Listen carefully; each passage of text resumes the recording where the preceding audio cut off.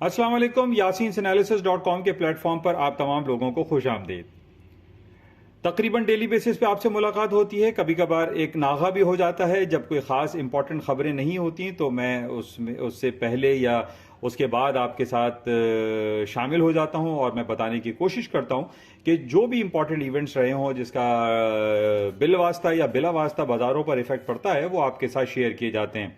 बहरहाल आज जुमेरात का दिन है, 13 अक्टूबर आज डेट हो चुकी है और बड़ा इंपॉर्टेंट डे इस हवाले से है क्योंकि अमेरिका की इकोनॉमी के हवाले से कुछ नंबर्स रिलीज होते हैं जिसका डायरेक्टली इफेक्ट जो है बाजारों पर पड़ता है, चाहे वो अमेरिका के स्टॉक S&P, डाउ जोन्स और नेस्डैक हो, या गोल्ड एंड सिल्वर हो, या क्रूड ऑयल की प्राइसेस हो, या करेंसी के रेट्स हो। उन सब का असरात इस नंबर्स पर इन नंबरों की वजह से पड़ता है जो कि आज खास तौर पे रिलीज किए जाएंगे। आज शाम को 5:30 बजे अमेरिका के कंज्यूमर प्राइस इंडेक्स, जिसको हम इफरात ज़र भी कहते हैं, जिसको महंगाई की शरह को नापने का एक आला भी कहा जा सकता है, जो कि बड़ी इंपॉर्टेंस रखता है।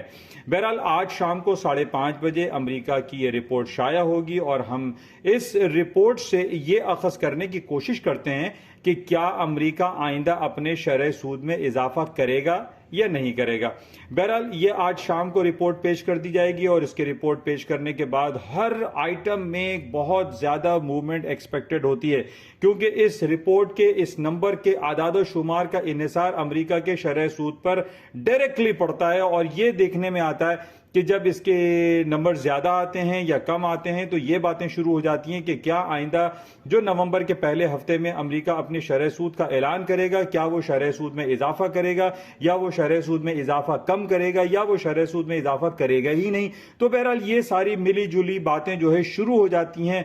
बहरहाल आज शाम के 5:30 बजे पाकिस्तानी वक्त के मुताबिक ये रिपोर्ट नशर की जाएगी और इसके बाद बाजारों में बहुत ज्यादा उतार चढ़ाव के इम्कानात मौजूद रहेंगे।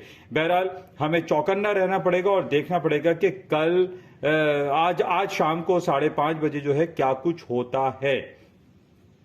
अच्छा, बहरहाल कल रात की कुछ बातें कर लेते हैं। कल रात को हमारे पास कुछ रिपोर्टें आई थी, खास तौर पे जिसको हम FOMC मीटिंग मिनट्स कहते हैं, जो लास्ट मुलाकात हुई थी अमेरिका के शरह सूद के हवाले से, उसकी एक बड़ी इंपॉर्टेंट मीटिंग थी और उसके जो गवर्निंग बॉडी के जो गवर्नर्स होते हैं उनके नंबर्स को चेक किया जाता है कि आउट ऑफ 9 मेंबर्स कितने लोग इस बात पर एग्री थे कि अमेरिका का इंटरेस्ट रेट बढ़ाया जाए या 75 बेसिस पॉइंट बढ़ाया जाए या 50 बेसिस पॉइंट बढ़ाया जाए। बहरहाल ये रिपोर्ट कल शाया हो गई और इसके शाया होने के थोड़ी देर के बाद मार्केटों में थोड़ी बहुत हलचल शुरू हुई थी, लेकिन इंडेक्स की रिपोर्ट जो है उसका वेटेज कल के मीटिंग्स ऑफ मिनट से ज्यादा है। इस वजह से कल की मार्केटों में इतनी ज्यादा उतार चढ़ाव हमने नहीं देखा। तो बहरहाल आज कंज्यूमर प्राइस इंडेक्स जो कि 5:30 बजे नशर किया जाएगा, इसकी अहमियत सबसे ज्यादा गिरदानी जाती है। 2-3 रिपोर्ट्स हैं जो कि माहाना बेसिस पर आते हैं। एक अमेरिका की जॉब रिपोर्ट होती है जिसको हम अनएम्प्लॉयमेंट रेट या नॉन फार्म पेरोल के तौर पे जानते हैं, या कंज्यूमर प्राइस इंडेक्स है, और या फिर आफ्टर 45 डेज के बाद हमारे पास आती है FOMC federal open market committee की रिपोर्ट, जिसमें अमेरिका अपने शरह सूद का ऐलान करता है। तो बहरहाल ये 3 रिपोर्टें ऐसी होती हैं जो कि पूरी मार्केट को एक हिला के रख देती हैं, और यानी चाहे वो गोल्ड हो, सिल्वर हो, पैलेडियम है, प्लैटिनम है, या क्रूड ऑयल की प्राइसेस है, इन सब में एक भूचाल जैसी कैफियत रोनुमा होती है। बहरहाल शाम को 5:30 बजे देखते हैं कि क्या कुछ होता है, लेकिन जो फोरकास्ट हमारे पास अवेलेबल है उसमें यह कहा जा रहा है डिफरेंट सेक्टर में कि जनाब अमेरिका का कंज्यूमर प्राइस इंडेक्स बढ़ जाएगा। उसके बढ़ने की वजह जो हमारे पास सबसे ज्यादा इंपॉर्टेंट है, जो कि पिछले 7-8 महीने से हम देख रहे हैं कि जब से रूस ने यूक्रेन के ऊपर अटैक किया है, उसके ऊपर कब्जा करने की कोशिश की है, और पूरे यूरोपियन यूनियन ने, बरतानिया ने और अमेरिका ने रूस के ऊपर मुख्तलिफ पाबंदियां लगा रखी हैं। उसकी तिजारती और सिफारती पाबंदियां जो है सख्त होती चली जा रही हैं अमेरिका यूरोपियन यूनियन की जानिब से। उसके बाद से हमने देखा कि रिटेलिएशन के तौर पर रूस ने भी पूरे यूरोप को दी जाने वाली गैस की सप्लाई बंद कर दी या कम कर दी। अब इस बंद करने और कम करने की वजह से हम ये देख रहे हैं कि पूरी दुनिया में जो क्रूड ऑयल की प्राइसेस हैं या एनर्जी सेक्टर्स के जो भाव हैं उनमें मुस्तकिल तेजी देखी जा रही है। लेकिन पिछले एक हफ्ते में हमने ये देखा कि इन तमाम खबरों के बावजूद कि यूक्रेन के ऊपर अटैक्स में शिद्दत आमेजी का पहलू शामिल हो चुका है, उसके बावजूद तेल की कीमतें नीचे की तरफ आई।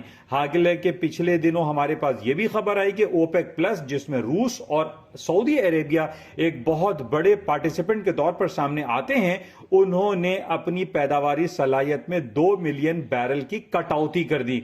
लेकिन इसके बावजूद हमने ये देखा कि तेल की कीमतें ऊपरी सतहों पर जाने के बजाय निचली सतहों पर आ गईं। उसकी वजूहात क्या हैं, ये हमें इसका जायजा लेना पड़ेगा कि ऐसा क्या कुछ हुआ कि जनाब सऊदी अरब ने अमेरिका की बात नहीं मानी। हालांकि अमेरिका का बहुत ज्यादा इन्फ्लुएंस जो है वो सऊदी अरब के हुक्मरानों पर रहता है, लेकिन हमारे पास जो रिपोर्ट आई उसमें यह कहा गया कि जनाब सऊदी अरब अमेरिका से नाराज है। नाराज किस वजह से? क्योंकि सऊदी अरब का कहना है कि न्यूक्लियर एक्टिविटी के हवाले से या न्यूक्लियर डील के हवाले से अमेरिका ईरान के साथ सीरियसनेस नहीं दिखा रहा है। जिस तरीके से उसको सही मानों में सऊदी अरब के डिफेंस को प्रोटेक्ट करते हुए ईरान डील को हैंडल करना चाहिए, वो नहीं कर रहा है। इससे सऊदी अरब की जो रॉयल फैमिली है वो नाराज है। अच्छा, दूसरी तरफ सऊदी अरब का यह कहना है कि यमन मिलिट्री अलायंस के हवाले से अमेरिका सऊदी अरब का साथ नहीं दे रहा है। इन दो वजूहात की बुनियाद पर हमने ये देखा कि सऊदी अरब ने रूस का साथ दिया और रूस के साथ मिलकर उसने 2 मिलियन बैरल तेल की जो पैदावारी सलाहियत है उसमें कटौती कर दी। अच्छा, इन तमाम बातों के बावजूद हमें यह फीलिंग्स आ रही थी कि जनाब अब कटौती कर दी गई है तो तेल की कीमतें तो ऊपरी सतहों पर जाएंगी, तेल नीचे की तरफ क्यों आ रहा है? लेकिन दूसरी तरफ हमारे पास बहुत सारी दूसरी खबरें भी आती हैं कि जनाब अमेरिका अपनी पैदावारी सलाहियत बढ़ा देगा, या सऊदी अरब के अलावा वो मुत्तहदा अरब इमारात है, कतर है, दूसरे अरब कंट्रीज हैं, वहां से तेल की पैदावारी सलाहियत वो बढ़ा देगा। और जनाब वो जो आने वाली सर्दियों में अगर रूस यूरोप को एनर्जी या पेट्रोल, डीजल, मिट्टी का तेल की सप्लाई नहीं देगा तो ये तमाम उसके सब्स्टिट्यूशन मौजूद हैं और वहां से वो तेल ले लेगा।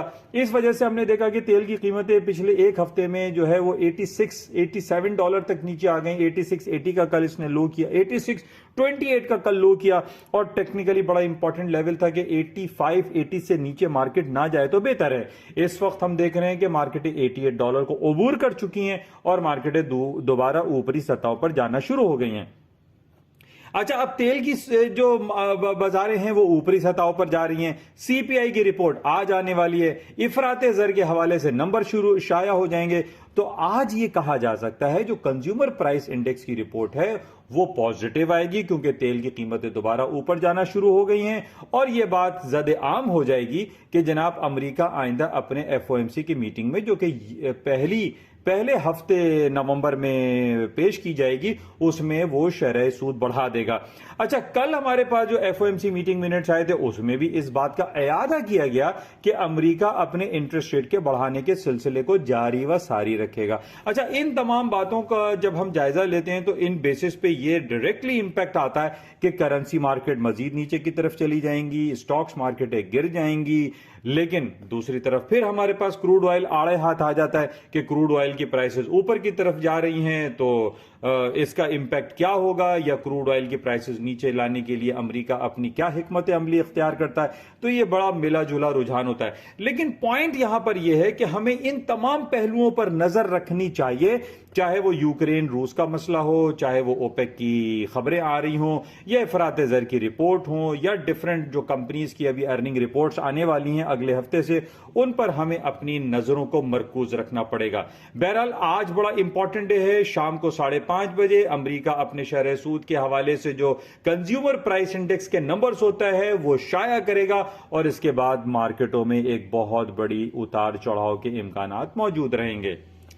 बहरहाल ये आज तक की खबरें रही, लेकिन कुछ नेगेटिव खबरें हमारे पास यूरोप साइड की आ रही हैं कि जर्मनी में कहा जा रहा है कि जर्मनी में अगले साल रिसेशन डिक्लेयर कर दिया जाएगा, क्योंकि उसकी जो इकोनॉमिक कॉन्ट्रैक्शन है वो 0.4% तक पहुंच चुकी है और वहां पे इफराते ज़र या इन्फ्लेशन जो है वो 7% के नंबर्स को भी अबूर कर चुका है। तो ये बड़ा एक सीरियस इफेक्ट आ रहा है और उसकी वजह सिर्फ और सिर्फ यही बताई जा रही है कि जनाब रूस, जर्मनी, फ्रांस, ऑस्ट्रिया पूरे यूरोप को तेल की सप्लाई बंद कर देगा, गैस शटडाउन कर देगा।